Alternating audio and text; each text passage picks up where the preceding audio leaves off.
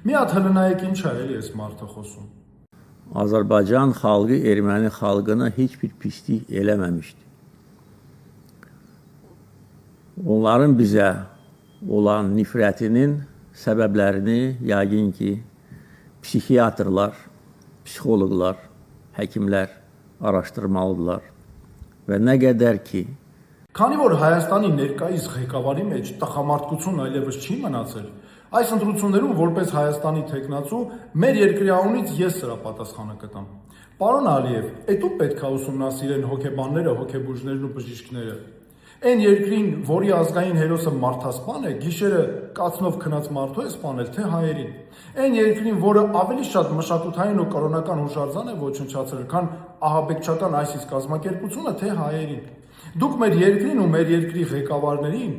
մեղադրեցիք իբր թե ամենատարբեր հանցագործությունների մեջ։ Ես առաջնորդվելով խաղաղության ոգով կոնկրետ առաջարկ ունեմ, եկեք պայմանավորվենք, ձեր մեղադրանքներով գնացեք միջազգային քրեական դատարան։ Իսկ մենք կդիմենք միջազգային քրեական դատարան 2022 թվականի սեպտեմբերին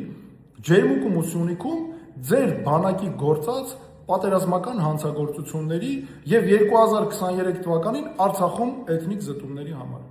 Մեր խնդիրները մի օր անպայման լուծվելու են, ու դրանք լուծվելու են միջազգային իրավունքի ճանապարհով, այնպես որ կհանդիպենք դատարանում։